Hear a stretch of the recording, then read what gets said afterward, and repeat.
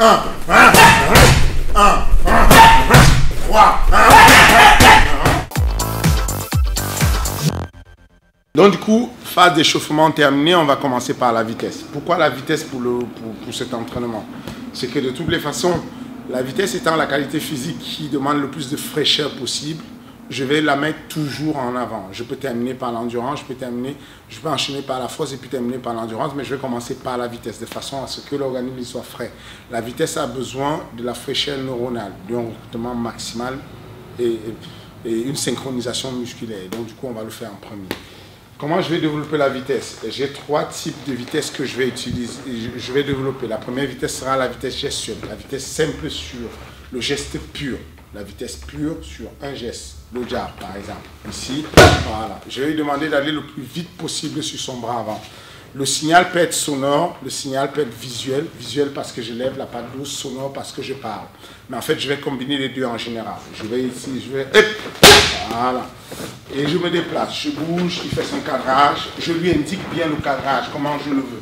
Il faut qu'il y ait une interactivité et qu'on soit exactement comme dans une situation de combat, pas que ce soit figé. Je me déplace, je bouge, ici, il me cadre, et là, hop, et là ça bouge, hop, et hop. Là on est sur la vitesse gestuelle. Ensuite je vais décider de travailler la vitesse de réaction.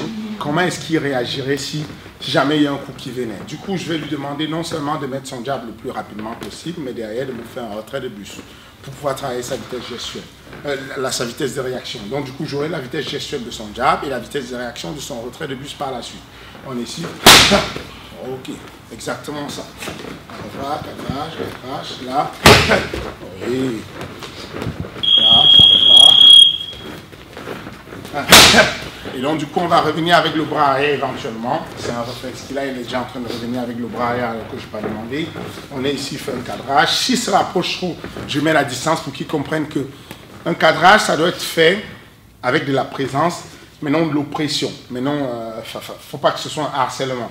Il garde la distance pour que je ne puisse pas le toucher, mais qu'à tout moment, il puisse jaillir et me toucher. Voilà. D'accord. Okay. Une autre façon de travailler la vitesse de réaction va être, par exemple, stratégiquement, j'ai mon élève qui va affronter un adversaire qui est super agressif et donc sur le premier coup, il va l'absorber pour le contrer. Donc il va falloir qu'il soit rapide sur le geste, mais surtout rapide sur la réaction de s'éjecter en arrière pour absorber son adversaire. On s'éjecte en arrière.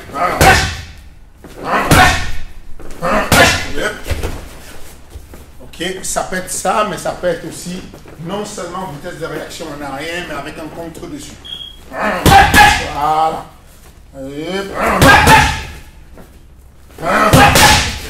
Excellent. Là, on est sur de la vitesse de réaction. Cette fois-ci, on va enchaîner. On va faire ce qu'on appelle la vitesse d'enchaînement. Donc, la vitesse qui nous permet de combiner un certain nombre de coups dans le même enchaînement le plus rapidement possible. Encore, voilà, on reste dans ça. Comment faire le geste avec la plus grande vitesse possible. Donc du coup, on va combiner ici sur du gauche-droite, le kick intérieur, droite-gauche, le kick extérieur. Ici, 1, 2, le kick. On y va.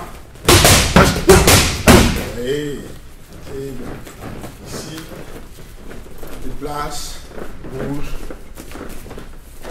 Là, on y va. Voilà, à chaque fois qu'il y a une main qui est baissée ou qu'il y a un bras qui est baissé, je vais toujours venir corriger. S'il y a une ouverture, si je sens que c'est ouvert, je vais toucher pour le pousser à attaquer mais à rester protégé. On repart encore, vitesse maximale sur gauche-droite, low kick intérieur, droite-gauche, low kick extérieur. Ok. Alors, à chaque fois que je fais de la vitesse, il faut que le temps de récupération soit super long. Si j'enchaîne ce genre d'enchaînement plusieurs fois et que je ne laisse pas un temps de récupération long, on va glisser tout doucement dans l'endurance. Donc pour le maintenir sur la vitesse et maintenir l'organisme frais, à chaque fois que je fais une séquence, là, je viens de faire 2 séquences avec gauche-droite low kick, droite-gauche low kick, il va se calmer pendant quelques temps. Je vais laisser qu'il y ait juste de la dette d'oxygène qui va être compensée et je ne vais pas glisser dans la production d'acide lactique. Et donc, du coup, je vais rester dans ça pour ne pas glisser dans l'endurance. Je laisse un long temps de récupération. Quand il a récupéré, je repars sur une autre séquence de vitesse. Cette fois-ci, je vais lui demander l'enchaînement 1, crochet, low kick. Ok, je suis ici, enchaînement 1, voilà. Cadrage, yep. Et ici, là, c'est bien. Voilà. On est sur de la vitesse gestuelle, je laisse le temps de récupération. Il faut toujours que l'organisme soit frais. Il faut absolument qu'il reste dans un état de fraîcheur pour qu'on reste sur la vitesse. Il est très facile pour des entraîneurs non expérimentés de glisser tout doucement dans l'endurance sans s'en rendre compte. Pour peu qu'on soit dans l'euphorie, dans l'enthousiasme en fait de développer et de laisser l'élève s'entraîner ou même de mettre en avant ce qu'on a comme compétences sur les enchaînements possibles, on va glisser tout doucement dans l'endurance. Donc il faut absolument que je l'arrête si je veux développer la vitesse et rester sur de la vitesse. Voilà. J'attends. Le temps de récupération que j'ai mis était assez long et donc il a récupéré. Je vais repartir sur un autre enchaînement. Enchaînement 3. Ici. Ouais. Ouais. Et toujours en cadrage. Ici. Oui. Ça revient.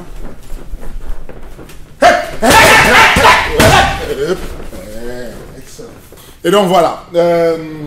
On a parlé de la vitesse gestuelle, on a parlé de la vitesse de réaction, on a parlé de la vitesse d'enchaînement qu'on vient de terminer avec. Et donc, on a terminé un peu le cycle de vitesse qu'on peut avoir. Alors, vous venez, il est très important de marquer la différence. On est en sport de combat, la vitesse, ce n'est pas linéaire.